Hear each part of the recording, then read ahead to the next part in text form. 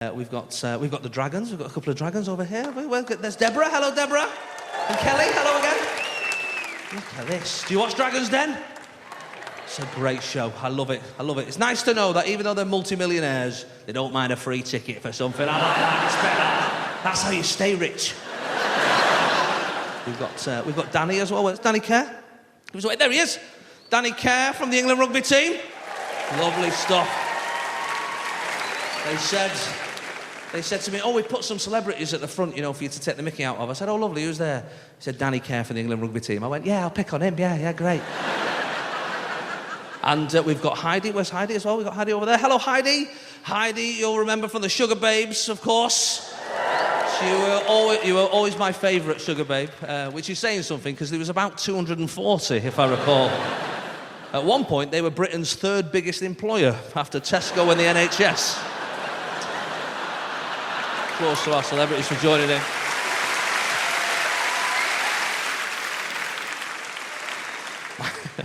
I've got twin daughters. My twin daughters are 5.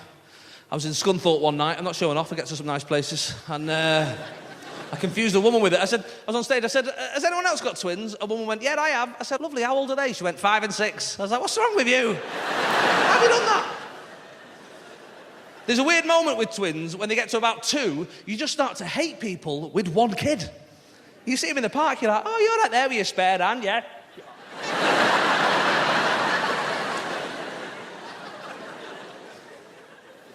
They love getting up early, my kids.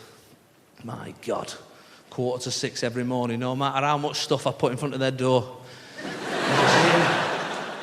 Daddy! Look, I don't love you till 8, okay? That's how my brain works. I mean 8 a.m, not the age of 8, that'd be a bit harsh, wouldn't it? 3 more years, you get hugged now. Go on, get out. Get out in the garden where you live.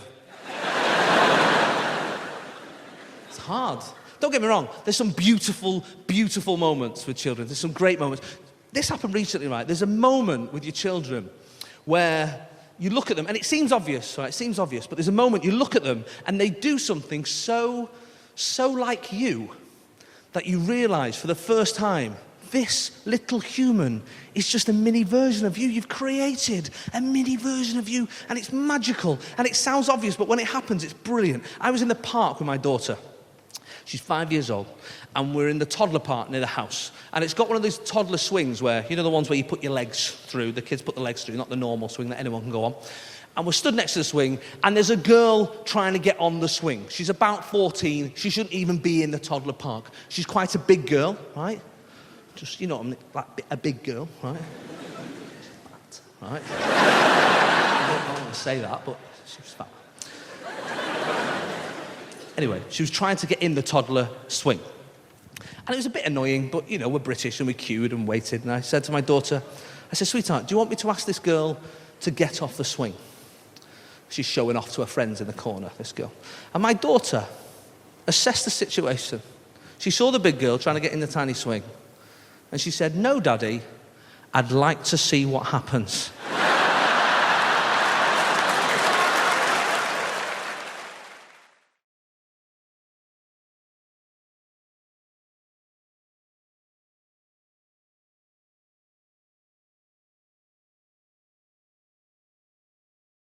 Are there any Welsh people out there? Tell them! Tell them how good it is now! Oh, it's not shit anymore! We spent millions, so it's not shit for you. That's the whole... Welsh people, where are you from? Swansea! Fair enough, it's shit. Yeah, come on. Yeah.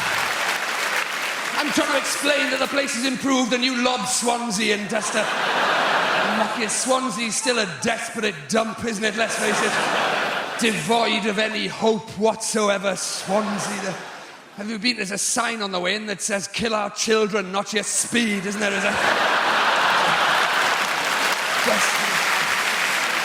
I'm talking about places like Cardiff and the places that have... Yes! These places have improved. We've had development money. We've done Cardiff Bay. Have you been there? Go there on holiday. It's lovely. We've done it all up. You've got cafes and bars. You've got the sea down there now. It's amazing. now, down where the shit was, that's all sea now, most of it. And it's going to be amazing when they finish it. Has anybody seen the posters of what Cardiff Bay is going to be like when it's all done? It's not. It's going to be amazing. There's going to be people chatting, laughing, texting. Welsh people, these are presumably. Having interesting conversations over dinner. We're all going to be a lot better looking by the time it's finished as well. You look out. Where they're going to get these people with fashionable glasses and teeth from in Cardiff, I got no idea. You've got to admire their optimism, haven't you? Fair play.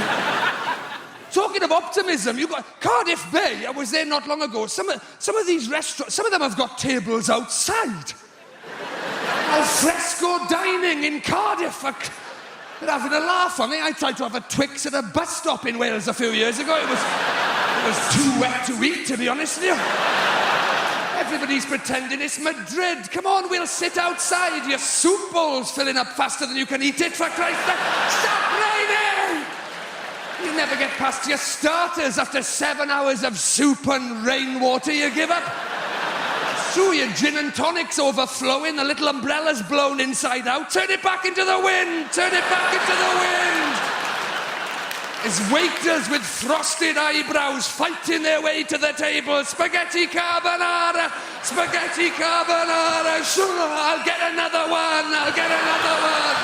There's people throwing lifebuoys to their bread rolls. I'll pull you in! I'll pull you in! Peas being airlifted to safety. Oh, Wales is improving. Even the valleys.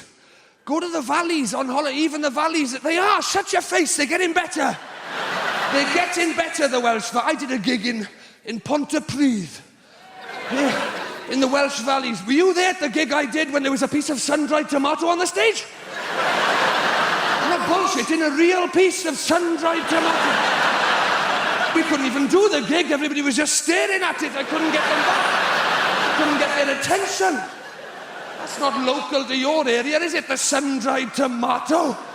Hey, there was a pile-up in the valleys a few years ago because somebody mentioned satsumas. Did you read about that? Somebody's trod in that, haven't they? That's what's happened. Do you live here now, madam? Do you live here? And are you from the valleys? My boyfriend is from the valleys. Your boyfriend? It was probably him that trod in the sun-dried tomato and dragged it all the way back. That's what he probably stepped in the sun-dried tomato in London and took it all the way back to the... He must have been shitting himself on the way back. They'll kill you for that in Pontypridd, won't they? Get it off me, they're gonna kill me, they're gonna kill me. Ditch the shoe, ditch the shoe.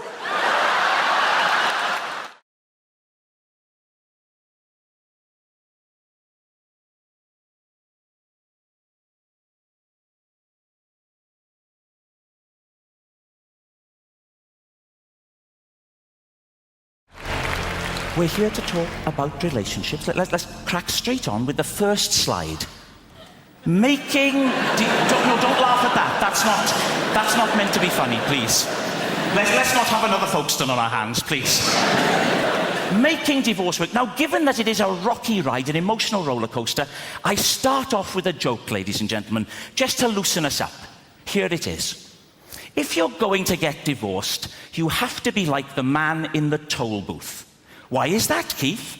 Well, you have to be willing to accept, this is the joke, change. It's a zinger. When you divorce, there is sweeping change. Change is right across your life, in every area. One of the first things to change is the locks. You may come... Please don't laugh at that, please. You may come home one day and find that your key no longer fits your wife's lock. Another man's key is fitting your wife's lock. And stop it! Stop, I'm stamping on that. Riaz, with a Z, please. Stop it. It's not that sort of a show. Well, I mean, it's not a show, is it? It's a talk. But it's not smutty. So you may come home and find that your key no longer fits the lock. Good. Yes, it can. And it can be very difficult to tell why a relationship is going to go wrong. Why is that? Well, I think it's because at the beginning of any relationship, when two people get together, there's always a sense of Of what? Hammersmith, at the beginning of a relationship, a sense of... Pardon? Worry. No. Anyone else? At the beginning of a relationship, a sense of... Foreboding. Foreboding is the wrong answer. Lust. No. Uncertainty. There's always a sense of uncertainty. A feeling of will they, won't they? And there's no way of... Please, Hammersmith, take it seriously. We're talking about emotions. A sense of will they, won't they? And there's no... Hammersmith, I will walk off the stage, please. There's no way of predicting when a couple get together whether or not the relationship will work. Will it last a long time? No. Not a chance in hell. Will they stick together? No. Will the marriage endure? Yes. Lee and Leslie. Now, Lee and Leslie are a lesson to us all. They've made a marriage work. So why is it then that when they can make a marriage work, so many others can't? Paul Simon said, there are 50 ways to leave your lover. 1.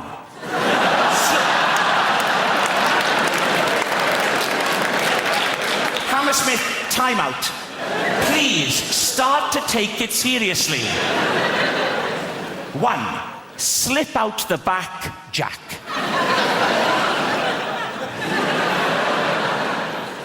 2. Make a new plan, Stan.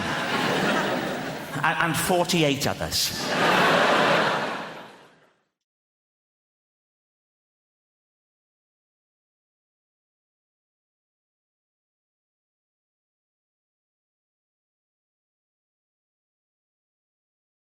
But I have developed a new hobby. Some of you probably already do this. I've started listening into people's conversations on the bus and the train. It's quite entertaining.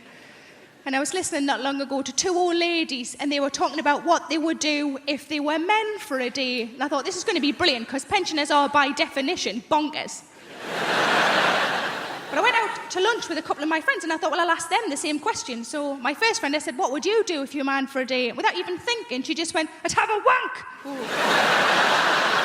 Sounded like she needed to. She sounded awfully tense. But these old ladies, different generation to me and my friends, in their 80s, and one of them just said, Edith, what would you do if you're a man for a day? The other one said, knowing my luck, I'd get a Tuesday. And what can you do on a Tuesday?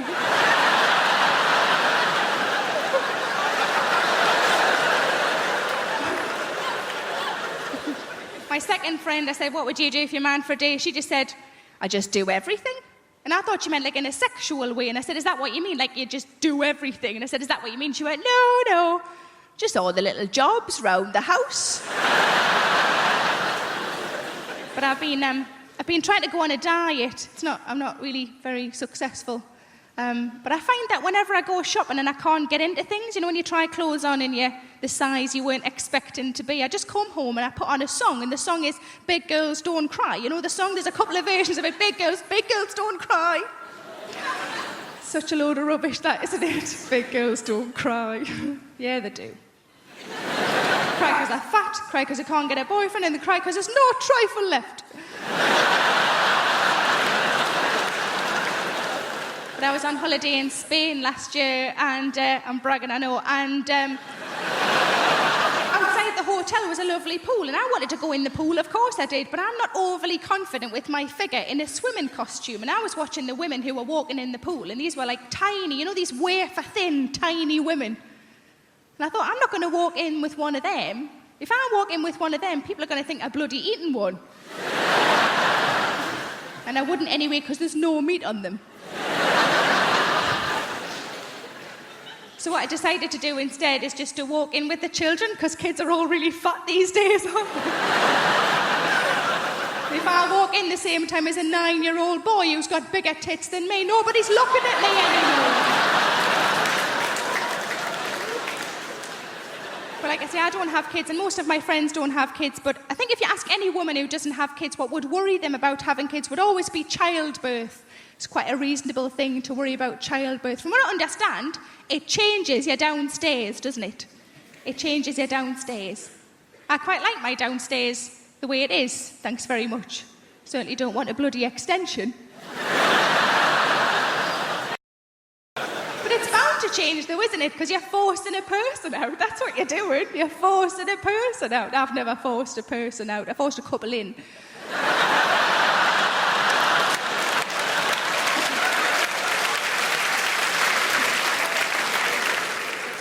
With a shoehorn.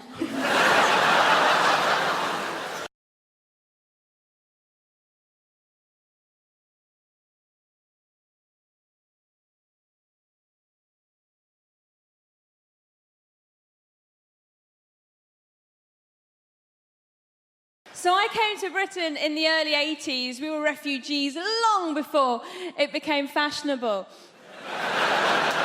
But my favourite immigrants are Polish people because they've properly confused old-fashioned racists. Have you seen them? They don't know what to do. What do we do? What do we say? They're immigrants, but they're white. I heard this one bloke go, "Bloody Poles coming over here with their work ethic." Which isn't very politically correct, and I try so hard to be politically correct. Sometimes I take it too far. I was at a party recently and I said to my friend, "Have you met Steve? He's a really nice guy." My friend goes, "Which one's Steve?" Steve was the only black guy in the room. I found myself going, "Steve, yeah, he's over there. He's got blue jeans on, a grey T-shirt, sort of curly hair, and a Nigerian accent." And once I was performing at a comedy club and there was two black guys in the front row, like you two, but men and black. You are a man, sir, I'm sorry. It's the lights. And I said to them, "So how do you two know each other?" And they looked at each other and went, "We don't." Might as well have had NF tattooed on my forehead. I didn't, it was felt tip. I like friendly, a little bit of friendly racism is nice. When I was a little girl, I used to always go to my friend Katie's house, and every time her dad opened the door, he'd go, "Hello, Shappy, been on holiday?"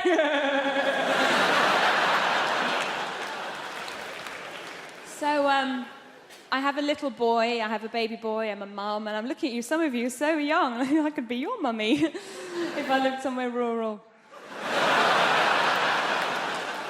Like a lot of women, I got to my 30s and I thought, I've got to have a baby now.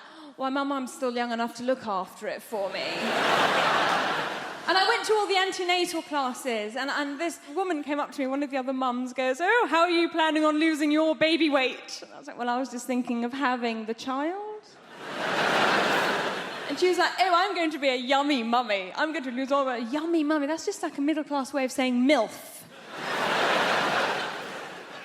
I was so happy when I found out that I was pregnant. And we had a scan and we knew that it was a boy. And people said to me, "Why did you find out the sex of your baby? Didn't you want a surprise?" Well, it's going to be a boy or a girl, do you know what I mean? The only surprise would have been if it was a puppy. And there are no puppies in my family. There's one goat, it's not a blood relation. Thank goodness I have a child now. It was no fun being a broody Iranian woman. Every time I said to people, "My body clock's ticking," they'd hit the ground.